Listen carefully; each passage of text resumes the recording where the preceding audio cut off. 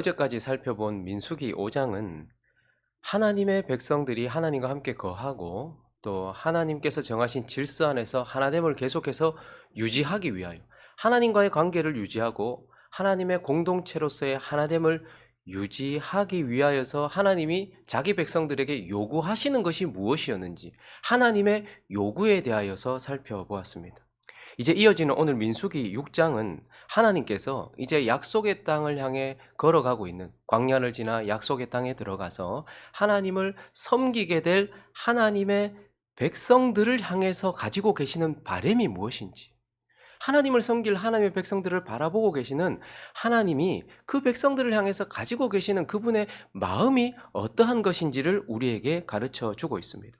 6장은요, 크게 두 가지 내용이 있는데요. 하나는 나시린이 서약하는 나시린 서약의 내용이 있고요. 또 하나는 대제사장 아론의 축복 기도가 있습니다.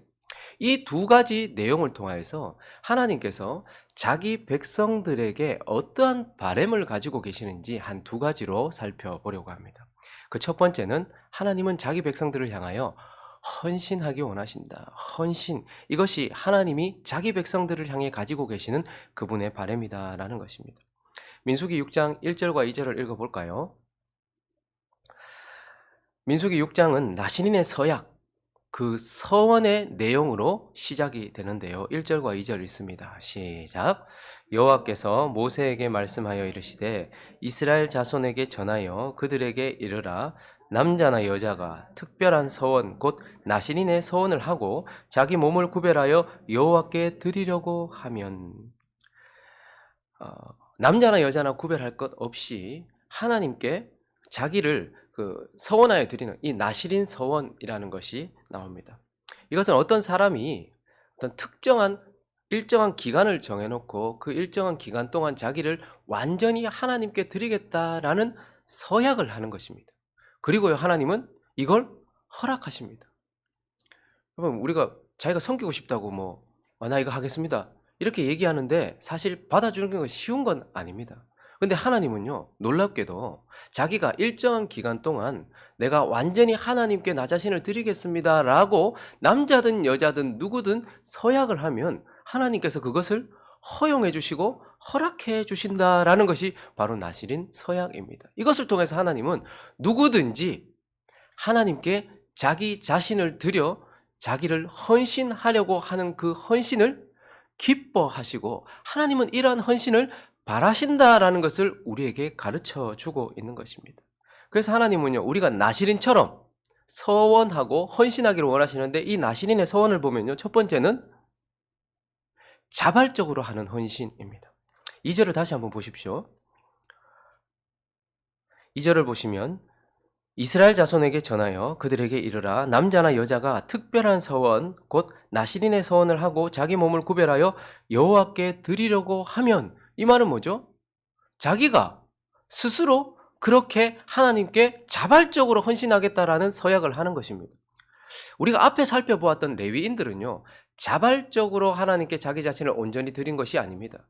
30세부터 50세까지 하나님의 성막에서 섬길 수 있었던 그들은 자발적으로가 아니라 하나님이 처음부터 결정하신 대로 결정되었기 때문에 레위인들은 하나님을 섬겨야만 했습니다.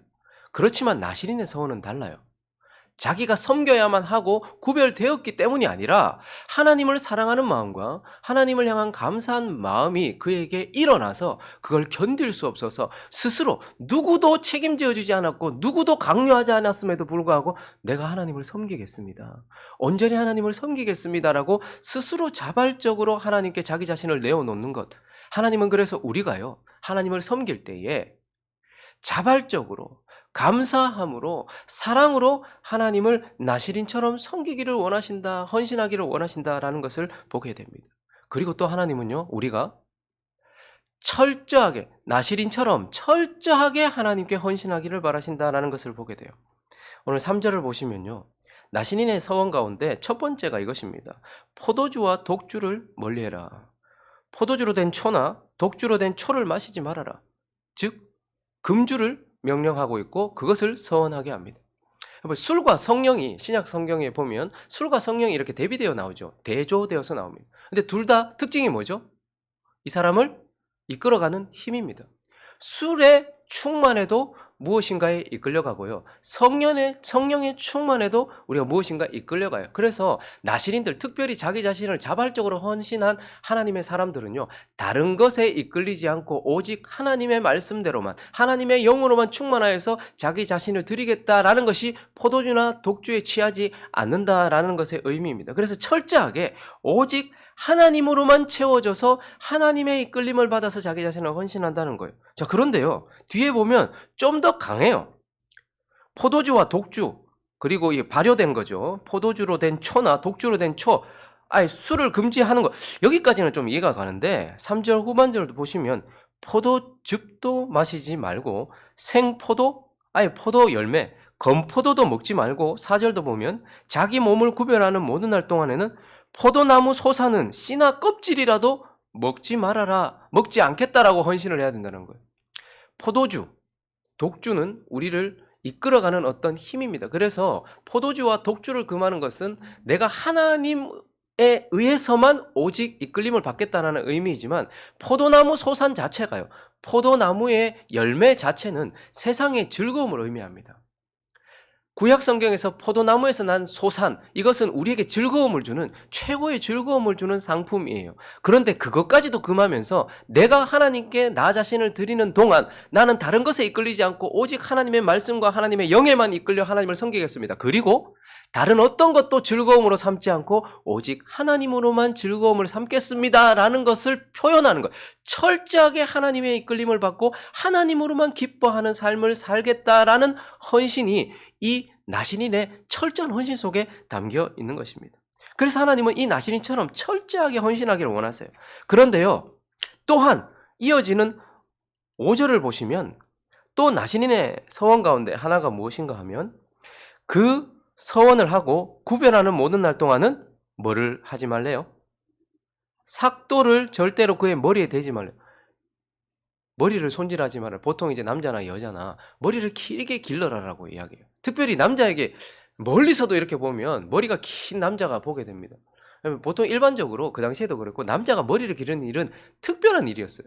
그러니까 딱 머리 긴 사람 보면 뭐가 딱 그냥 눈에 확 띄는 거예요. 이 말은 뭐죠?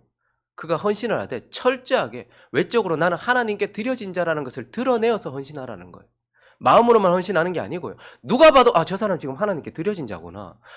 누가 봐도 저 사람 지금 하나님께 특별한 기간 동안 하나님만 섬기고 있는 사람이구나라는 것을 내적으로만 가지고 있는 것이 아니라 외적으로 누구나도 다 알 수 있도록 그것을 철저하게 드러내어서 섬기는 삶을 살도록 했다라는 것입니다. 그리고요, 6절 이어지는 6절을 보면 몸을 구별하여서 여호와께 드리는 모든 날 동안 시체를 갖가지 하지 말아라 이렇게 말합니다. 즉 죽음과 관련된 건 손대지 말아라. 우리가 어제도 말씀드렸지만 왜 그렇게 시체, 죽음에 대해서 하나님께서 이렇게 부정하게 보시는가? 그것은 죄의 열매이기 때문에 그렇습니다. 죄가 장성한 즉 사망을 낳거든요. 그러니까 죽었다라는 것은 죄가 해결되지 않은 채 열매 맺었고 끝났다라는 것을 의미해요. 그래서요, 하나님께 드리는 자는 죄와 죽음과 철저히 구별되어서 그것으로부터 자기 자신을 보호하여서 죄나 죽음과 관련된 것에서부터 자기 자신을 완전히 격리시켜서 하나님을 섬겨라라고 철저한 헌신을 요구하고 있는 것입니다. 우리로 말하면 죽음과 관련된 문화들 많아요. 우리가 지금 누리고 있는 문화들 중에서도요, 이미 죽은 문화들이 너무 많아요. 죽음과 관련, 하나님과 관련 없는 것, 죄로 가득한 것. 이 세상에 있는 것들 중에는 누릴 수 있는 것도 있어요. 그러나 이미 죽음과 관련되어 있고 죄와 관련된 것들이 많단 말입니다. 그런데 나시린으로 구별되었을 때는 철저하게 조심해서 죄로부터의 격리, 죽음으로부터의 격리, 자기 자신을 보호하여서 하나님을 섬긴다라는 거예요. 그런데요, 살다 보면요, 우리도 모르는 사이에 죄와 죽음이 우리 가까이 와서 우리를 더럽힐 때가 있어요. 9절을 보시면요, 누가 갑자기 그 곁에서 죽었어요. 그래서 자기의 의지와는 상관없이, 자기의 의도와는 상관없이 스스로 구별한 자의 머리가 더럽혀졌어요. 나 나시린인데 옆에서 갑자기 이 죽음과 관련된, 이 죄와 관련된 것이 그를 더럽혔어요. 그러면 9절을 계속해서 보면 몸을 정결하게 하는 날에 머리를 밀어요. 그 7째 날에, 그러니까 7일 동안 정결하게 하는 시간을 가지고 머리를 밀어요. 그러면 이 사람이 나시린이었다는 표가 사라지잖아요. 그런데 어떻게 해요? 그리고 나서 12절을 보실까요? 나옵니까? 우리 12절 같이 읽어볼까요? 시작. 자기 몸을 구별하여 여호와께 드릴 날을 새로 정하고 1년 된 순양을 가져다가 속건 제물로 드릴지니라. 자기 몸을 구별한 때에 그의 몸을 더럽혔은즉 지나간 기간은 무효니라. 얼마를 드렸는지 모르겠는데 거의 끝나갈 수도 있었잖아요. 내가 10년을 드리겠다. 내가 5년을 드리겠다. 내가 20년을 드리겠다. 18년째 갑자기 더럽혀졌어요. 그럼 머리를 밀어요. 지금까지 했던 거 다 무효로 하고 다시 기간을 정해서 1년을 정하든 10년을 정하든 다시 기간을 정해서 온전하게 하나님께 드리도록 하는 것. 그러니 나신인의 서약은요. 레위인처럼 책임감 때문에 주어졌기 때문에 하는 것이 아니라 하나님을 사랑하는 마음과 감사하는 마음, 은혜의 충만한 마음 때문에 자발적으로 드리는 것이기도 하지만 자발적으로 드린다고 그냥 하는 것이 아니라 철저하게 레위인만큼 대제사장급으로 지금 정결함을 유지하고 있는 거예요. 그렇게 철저하게 하나님께 헌신해야 된다라고 말씀하고 있는 것입니다. 그리고요, 하나님은 또한 이 나실인의 서약을 기뻐하시는데 이 나실인의 서약은요, 겸손하게 헌신하는 것이었어요. 자발적인 헌신, 철저한 헌신, 그다음 마지막으로 겸손한 헌신이었다는 거예요. 13절을 보시면요. 나실인의 법은 이러하니라. 자기의 몸을 구별한 날이 차면, 자 이제 나실인이 평생을 드릴 수도 있겠지만 일반적으로 자기 자신을 드리는 기간을 정했을 것입니다. 레위인도 보면 30세부터 50세까지. 그러니까 자기가 하나님께 자기를 최고의 상태에서 하나님을 드릴 수 있는 기간을 아마 정했을 것입니다. 10년이 될 수도 있고 20년이 될 수도 있고 30년이 될 수도 있겠죠. 그렇게 자기 자신을 구별하여 드렸어요. 그리고 난 이후에 13절 계속 오시면 그 사람 그 구별한 날이 차면, 그러니까 다 이루었어요. 이제 하나님께 자기 자신을 드렸어요. 그러면 이제 자기 자발적으로 자신의 온 인생을 들여서 하나님을 섬겼어요. 그날이 이제 끝났어요. 그럼 그 사람을 회막문으로 데리고 가요. 그러면 우리는 어떤 걸 생각할까요? 30년이든 20년이든 내 온 삶을 들여서 하나님께 자기 자신을 드리고 이제 하나님의 회막문 앞에 섰어요. 그러면 상을 줘도 시원찮을 판 아닙니까? 자기 자신의 온 마음과 온 삶을 다 들여서 하나님께 자기 자신을 헌신했으니까요. 그러면 하나님께서 상을 주셔야 될 것 아닙니까? 그런데 14절을 보시면요. 그는 이거 다 끝냈는데, 헌신을 다 끝냈는데 여호와께 헌물을 드리되 또 드려요. 번제물로 1년 된 흠없는 순양 한 마리, 속죄제물로 1년 된 흠없는 어린 암양 한 마리, 화목제물로 흠없는 순양 한 마리.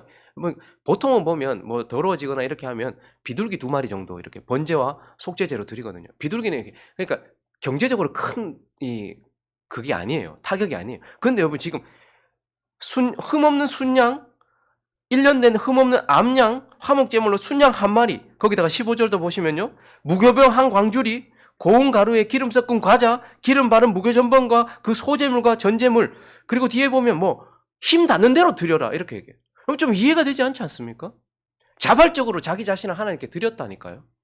그래서 10년이든 20년이든 자기 섬겼는데, 그러면 이만큼 섬겼으면 하나님이 이에게 뭔가를 보상을 해주셔야 될 것처럼 생각이 되는 회막문 앞에 서서 또 힘에 지나도록 또 하나님께 큰 제물을 드리고 있는 것을 보게 됩니다. 왜 그렇게 제물을 드리게 됐을까요? 이것은 바로 하나님께, 여러분 나신인이, 그리고 저와 여러분이 그리스도의 피로 인하여서 구속받고 깨끗함을 입어서 의롭다 칭함을 받아서 우리가 하나님을 섬겨요. 그런데 우리가 섬기는 섬김을 하나님이 받아주셔야 되겠습니까? 우리는 구원받은 죄인일 뿐이고요. 죄를 사함받은 죄인일 뿐이에요. 우리가 하는 모든 헌신은요, 다 흠이 있어요. 사실 하나님 밖에는 합당치가 않아요. 우리가 10년을 섬겼든 20년을 섬겼든 평생을 헌신했든지 간에 흠 많고 죄 많은 우리가 섬겼던 것이 하나님께 무슨 유익이 되었겠습니까? 그런데 그 기간 동안, 내가 일정한 기간 동안 하나님께 드리겠다고 약속했던 그 기간 동안 하나님께서 은혜로 그 헌신을 받아주신 거예요. 그걸 인정하는 겁니다. 죄 많은 우리가, 여러분 목사도 설교를 하다 보면 실수가 참 많아요. 말 실수도 하고요. 뭐 구절을 잘못 찾기도 하고요. 우리가 헌신하다 보면 실수가 참 많아요. 하나님은 완전하신 분입니다. 근데 그분이 흠 많고 점 있는 것을 세상 사람이나 우리랑 뭐가 별반 다릅니까? 그런데 하나님은 우리는 은혜로 받아주신 거예요. 헌신을 할 때에도 우리의 마음은 갸륵하지만 그러나 거기에도 너무 많은 흠과 죄가 있어요. 그런데 하나님께서 어떻게 하신 거예요? 평생을 은혜로 받아주신 거예요. 그러니까 우리는 잘해서 하나님께 드려진 게 아니고요. 하나님의 은혜로 그냥 받아주신 거예요. 그걸 끝에 인정하는 거예요. 나의 헌신은 불완전했습니다. 나는 참 부족하고 연약했습니다. 그렇지만 하나님, 내가 기간 동안 하나님께 드렸던 나의 이 부족한 헌신을 하나님이 은혜로 받아주셨으니 감사합니다라는 은혜의 겸손한 표현을 하는 것입니다.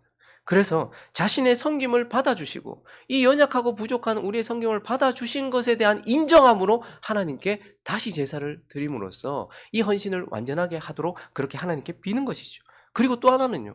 이렇게 내가 일정한 기간 동안 헌신하겠다고 한 이 기간 동안 헌신할 수 있도록 하나님께서 은혜 주셨다는 것을 인정하는 거예요.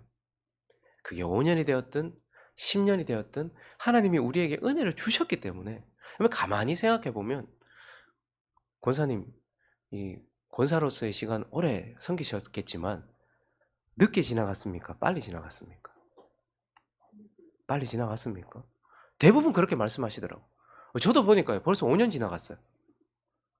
우리 정관에 제가 하고 싶어도 65세 이상 저는 더 이상 못합니다. 20년 딱 긴 것 같아요. 와, 이거 언제 가나? 근데 벌써 4분의 1이 갔어요. 여러분도 저보다 더 많이 가셨을 거예요. 권사 되신 지 몇 년 되셨어요? 안수 집사 되시고 장로 되신 지 몇 년 되셨어요? 벌써 어느 정도 갔어요. 벌써. 가만히 생각해 보면 별로 긴 시간이 아니에요. 그런데 이 시간 동안 이 연약하고 부족한 우리가 여전히 그걸 섬기고 있었어요. 그건 내 힘이 아니고 섬길 수 있도록 주신 철저한 하나님의 은혜였던 거예요.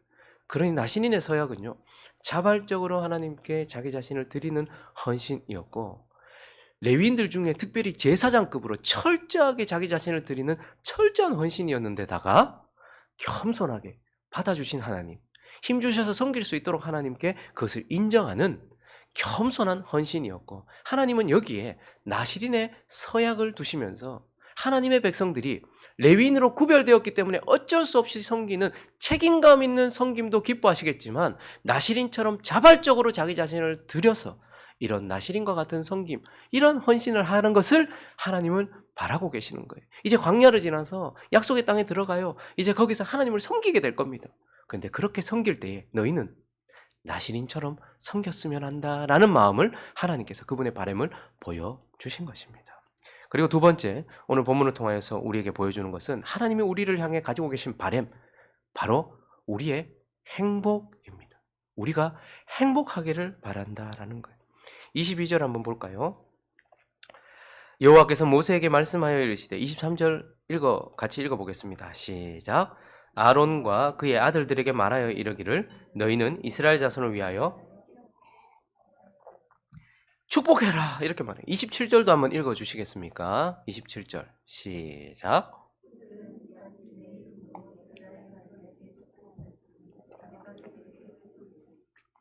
하나님이 우리를 다루기를 원하시고 우리가 정결하기를 원하셔서 하나님은 늘 우리에게 불행과 불편과 또 어려움과 고난과 고통만 좀 그런 것들을 많이 주시는 경향이 있어. 이렇게 생각이 드십니까? 그런데 이제 시내 산에서 언약을 맺은 하나님의 백성들이 군대로 계수되고 하나님의 성막을 지킬 레위인들이 계수되고 난 이후에 광야를 지나서 약속의 땅에 들어가는 하나님의 백성들을 바라보는 하나님의 마음은 저들이 축복으로 가득해서 내가 준 복으로 인하여서 행복하기를 바란다라는 거예요. 이스라엘 너희는 행복자로다. 하나님은 우리가 행복하기를 바라신다라는 것을 이 아론, 그리고 아론이 죽잖아요. 그래서 아론의 자손들을 계속 대를 이어서 대제사장들을 세워서 그 대제사장들에게 축복 기도를 명령하심으로써 하나님은 하나님의 백성들이 행복하기를 바란다라는 것을 이 유명한 축복 기도, 이 축도에 담아서 우리에게 말씀해 주고 있는 것입니다. 자, 그런데 우리는 이 축도를요, 자세히 살펴볼 필요가 있습니다. 우리는 하나님이 우리가 행복하기를 바라는데 그 행복이 무엇인가? 우리를 진정으로 행복하게 하는 행복이 무엇인가가 이 3절, 4절의 축도 안에 담겨 있어요. 그래서 우리는 이 본문을 통해서 보면 행복은요, 첫 번째는 여호와께로부터 온다라는 거예요. 행복. 세상 사람들도 행복하기를 바라고 그리스도인들도 행복하기를 바라는데요. 그리고 하나님도 우리가 행복하기를 바라는데요. 이 행복은 오직 여호와께로만 온다라는 거예요. 24절부터 보시면요. 신명이 나오죠. 하나님의 이름이 많아요. 그런데 오늘 진정한 행복을 바라시는 하나님이 행복이 어디서부터 오는가 하면 24절에 보면 누구는? 여호와는 25절도요. 여호와는 26절도요. 여호와는, 왜 보통 우리가 성경을 딱 펼쳤을 때 먼저 우리에게 제시된 이름은 엘로힘입니다. 능력의 하나님, 창조의 하나님, 높으신 하나님. 그런데 진정한 행복은 엘로힘이라고 쓰지 않고 여호와라고 쓰고 있어요. 구원받지 않은 사람들도요, 엘로힘, 창조주로부터 일반적인 축복, 일반 은총들을 받을 수 있어요. 그러나요, 진정한 행복은 오직 언약과 관련된 이름 여호와, 구원자, 구원과 관련된 이름 여호와로부터만 온다라는 것을 우리에게 말해요. 세상 사람들도, 모든 사람들도 다 엘로힘을 통하여서 일반 은총, 햇빛과 비를 누릴 수 있습니다. 열매도 거둘 수 있겠죠. 그러나 진짜 행복은 오직 여호와, 특별한 언약의 이름, 구원의 이름, 그분으로부터 온다라는 거예요. 그리고 24절 다시 보시면요, 여호와는 내게 복을 주시고 너를 지키시기를 원한다. 복을 주시는 것은 어느 한 지점이에요. 지키시는 것은요, 계속이에요. 그러니까 진정한 행복은 특별히 언약의 이름, 구원의 이름, 구원자와의 관계에서부터 온다는 거예요. 지속적인 관계. 그리고 25절도 보면요, 하나님이 주시는 것 앞에 여호와는 그의, 어떻게 해요? 25절에 그의 얼굴을 내게 비추사. 26절도요, 여호와는 그의 얼굴을 내게로 향하여 드사. 그러니 진정한 행복은 구원자로부터 오고 그 구원자와의 지속적인 관계, 그리고요, 얼굴을 내게 향하여 드사. 25절에 얼굴을 내게 비추사라는 것은 보고 웃다 이런 뜻입니다. 26절에 얼굴을 내게로 향하여 드사라는 것은 주목하여 보사 이런 뜻입니다. 제가 지금 저기 앉아있는 주하, 유나, 예하를 지금 주목해서 보고 있거든요. 예배를 잘 드리고 있는지, 딴짓은 하지 않는지. 그런데 제가 그냥 이렇게 보고 있을까요? 웃으면서 보고 있어요, 지금. 그런 것처럼 진정한 행복은 여호와와의 친밀한 관계 속에서 온다라는 거예요. 자, 그러니 누가 진짜 행복을 얻을 수 있을까요? 여호와, 언약의 이름과 관계된 구원받은 백성만 진정한 행복을 누릴 수 있는 거예요. 구원받지 않아도 일반적인 은총 가운데서 뭐 건강할 수도 있고요, 좀 열매를 누릴 수도 있어요. 그러나 진정한 행복은 여호와로부터 친밀한 관계 속에 있는 구원받은 자에게만 온다라는 것이 이 축도 안에 이 축복기도 안에 담겨 있는 것입니다. 그리고요, 또 행복은요, 하늘의 것으로 얻어진다라는 거예요. 24절부터 다시 보시면요, 여호와는 내게 뭘 주시고? 복을 주시고. 여기서 말하는 것은 하늘로부터 내려오는 것, 이게 복이죠. 하나님과 가까이 하는 것, 이게 복이에요. 그러니까 행복은요, 하늘로부터만 주어지는 것입니다. 25절도 보시면요, 여호와는 그의 얼굴을 내게 비추사 뭐 주시기? 은혜, 받을 자격 없는 자에게 거저 베풀어 주시는 하늘의 호의, 이게 바로 은혜입니다. 그리고 26절도요, 여호와는 그의 얼굴을 내게로 향하여 드사 뭐요? 평강, 편안. 이건 돈이 해결해 줄 수 있어요. 편안할 수 있어요. 돈 있으면 좋은 집에 살 수 있고 좋은 차를 탈 수 있고 좋은 침대에 누워서 편안할 수 있어요. 그러나 평강은 하늘에서부터 오는 거예요. 그러니까 행복이란 결국 여호와와의 친밀한 관계 속에 있는 구원받은 자가 하늘에서부터 주어진 것을 얻었을 때에 가시는 것, 그것이 행복이다라는 것입니다. 그러나 우리가 간과하지 말아야 될 것이 있습니다. 그건 바로 27절인데요. 27절 한번 읽어주십시오. 시작.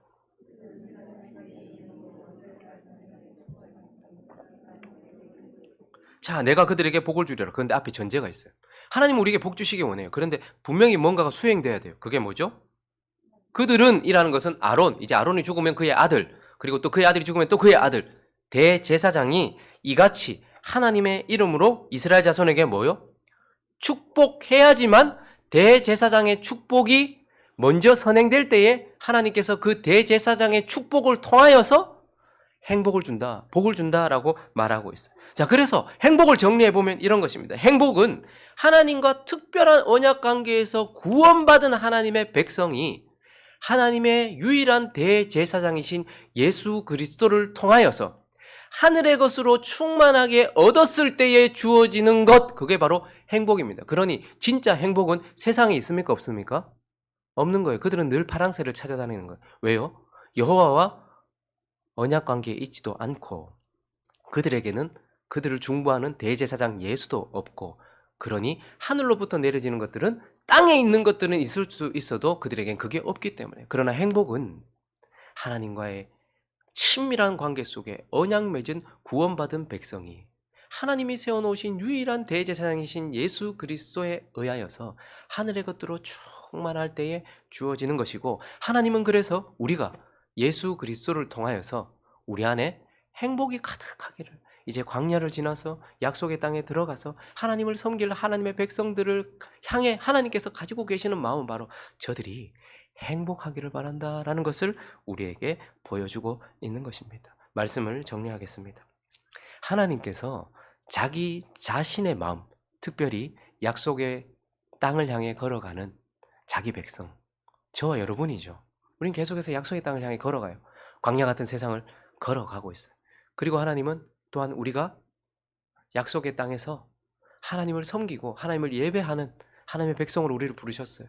하나님을 예배하고 있는 우리를 향해서 하나님은 이러한 마음을 가지고 있다라고 말해요. 하나님은 너희가 레위인처럼 책임감에 의하여 나를 섬기는 것도 좋지만 이 나실인처럼 자발적으로 철저하게 하나님을 기뻐하며 겸손하게 나를 섬겨라, 그랬으면 좋겠다라는 마음을 우리에게 비춰주셨어요. 그러면 오늘 아침에 우리는 어떤 마음으로 하나님께 화답해야 될까요? 기도할 때, 예 주님, 아멘입니다. 나를 구원하신 하나님 앞에, 지금도 내게 은혜 주시는 하나님 앞에 내가 나 스스로 철저하게 하나님을 섬기겠습니다라고 하나님의 마음에 화답하는 저와 여러분 되시기를 예수 그리스도의 이름으로 축원합니다.